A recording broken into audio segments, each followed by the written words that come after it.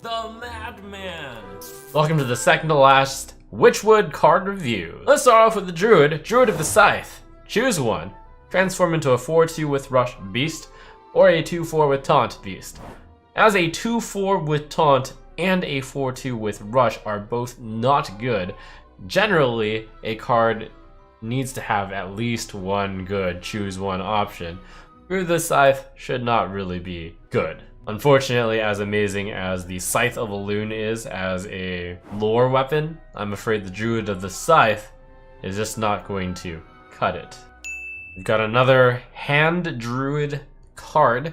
Ferocious Howl, 3 mana, draw a card, gain 1 armor for each card in your hand. In order to be equal to shield block, all you have to do is cast this card when you have 6 cards in your hand, for then you will gain 5 armor for each card in your hand. 5 of the 10 Druid cards all have this Hand Druid mechanic. It's often difficult to see the internal synergy in a set and whether or not that'll make an archetype good. 3 mana, gain 8 armor, draw a card is great, but the way that the Druid has gotten all of these card advantage cards and the general card advantage cards revealed so far, I'm just not seeing it. I mean, naturally, by having that many cards in your hand, you're giving up tempo, you're probably spending mana on card draw and not developing the board. So having a card to gain health, that's really good. Armor is even better than health even. And it cycles, it's just that I don't think the rest of it is powerful enough. And looking at the rest of it, we have Bewitched Guardian, 5 mana, 4/1 Taunt Battlecry, gain +1 health for each card in your hand. So it's Twilight Drake, except costs 1 more mana, and has Taunt. Now, to be fair, Twilight Drake is one of the cards that is extremely good with a lot of cards in your hand, probably played in Hand Druid also, and you save yourself from having to Sun Fury Protector it. Taunt is generally not worth 1 mana, but for a card with a lot of health, that just might be worth it. With that said though, the mechanism in which you're adding the cards to your hand, Witchwood Apple, seems so poor I just can't really see a Hand Druid deck developing.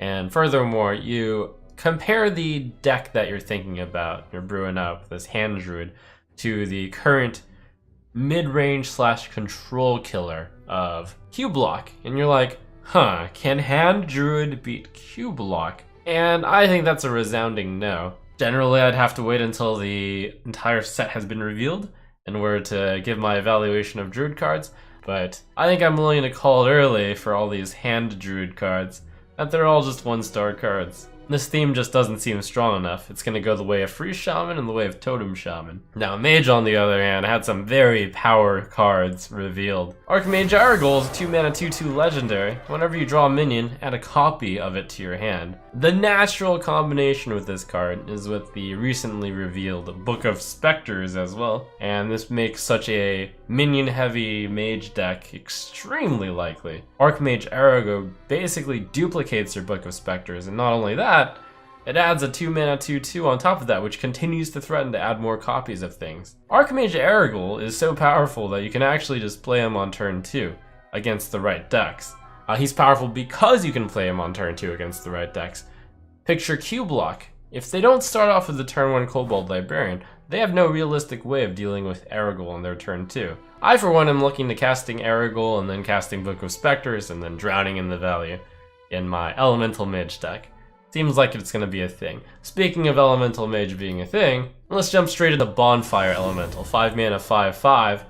Battlecry, if you played an Elemental last turn, draw a card. It itself is an Elemental. This card compares with Servant of Kalamos, which is a 5 mana 4/5, also an Elemental. Battlecry, discover an Elemental. Generally, drawing a card is better than discovering an Elemental because your deck tends to be better than a random Elemental. They are really given the critical mass necessary for Elemental Mage to be a powerhouse, I'd say. The interesting thing about Book of Specters and Archmage Aragol, though, are that those are even cards, and I originally theory crafted that there would be an odd Elemental deck. Bonfire Elemental is odd, so I could see maybe 2 paths of Elementals being explored, one with Book of Specters and Archmage Aragol, and one hosting primarily odd, or rather entirely all odd, Elementals. Finally, Mage gets Arcane Keysmith, 4 mana 2/2, Battlecry, discover a secret, put it into the battlefield. Initial reaction to this card was that this card's pretty insane. For 2 more than Mad Scientist, you get a Battle Cry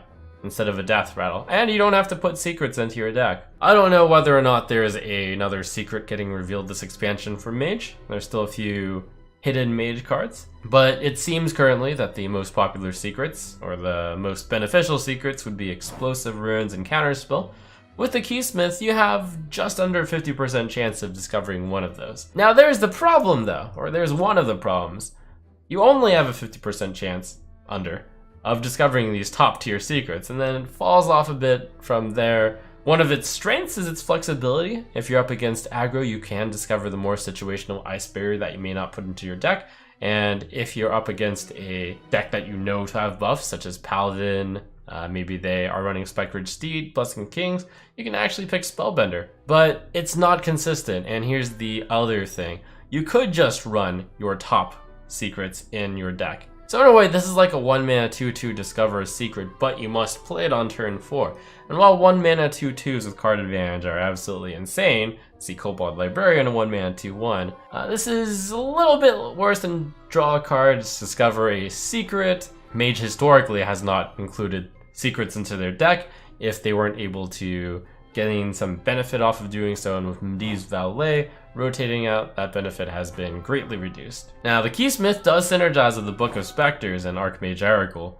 You don't have to put secrets into your deck. But here's the other thing, Tempo Mage hasn't historically run secrets unless they had specific synergies with those.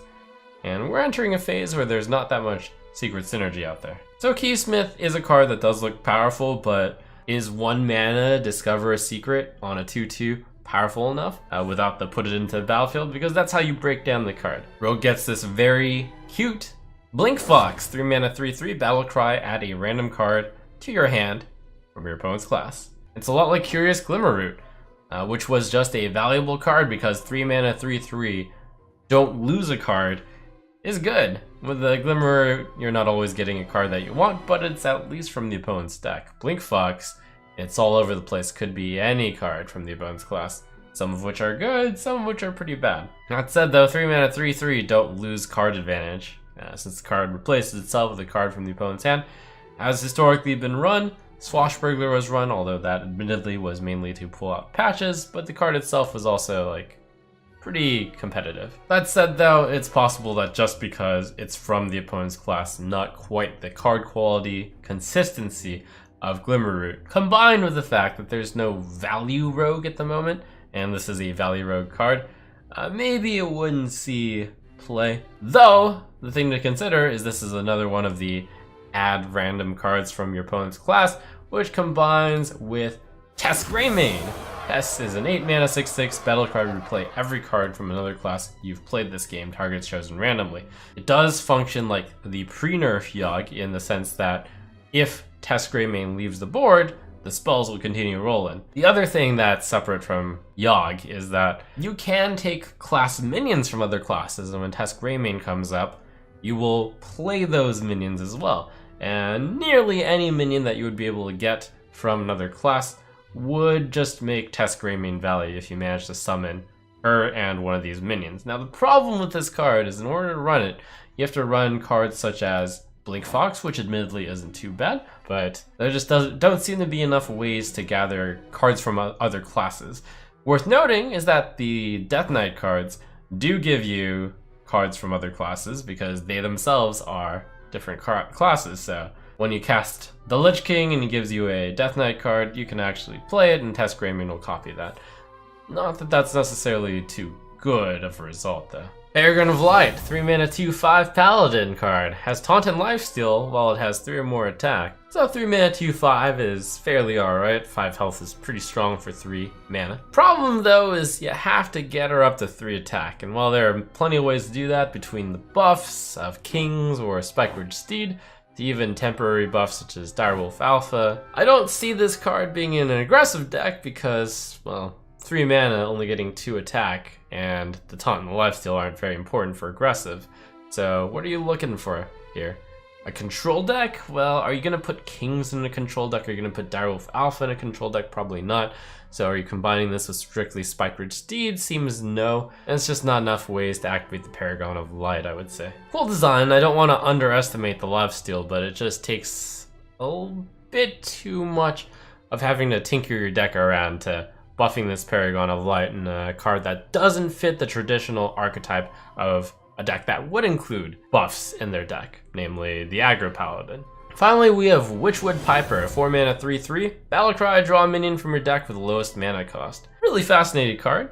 Very comparable to Gnomish Inventor with the caveat that you know what you're going to draw, unless you have multiple cards tied, in which case you don't know what you're going to draw, but perhaps if you put the Piper in your deck, then you mostly have a good idea on which card you're going to draw. There's some who mention that you can grab a card like Kobold Librarian with it, and even just playing that, you get a 5-mana 5/4 without even losing any card advantage.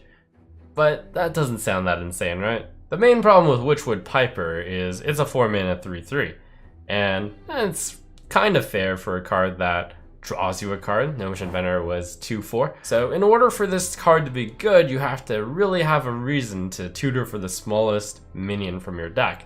And some point out Keleseth, right? That's an excellent card. It's a 1-of. It could be the lowest card in your deck.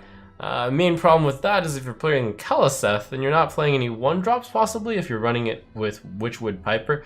The second problem is if you play Piper on 4 and then play Keleseth on 5, that is way too slow. You're playing a tempo deck, and you've played a 4-mana 3/3, and you only Keleseth on turn 5. Some people point out that this card is deck thinning as well, and yes it is. It thins the...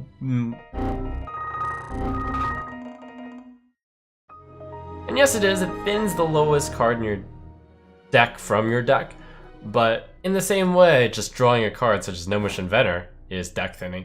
In order for this Piper to be good, you'd have to play it in a deck that you specifically want to draw the lowest cost minion, and having failed to find a way that the lowest mana cost minion from your deck is better than a average draw, I will lean towards on this Piper for now. So thanks for watching. I'm looking forward to the final card reveal, which is going to occur April 9th.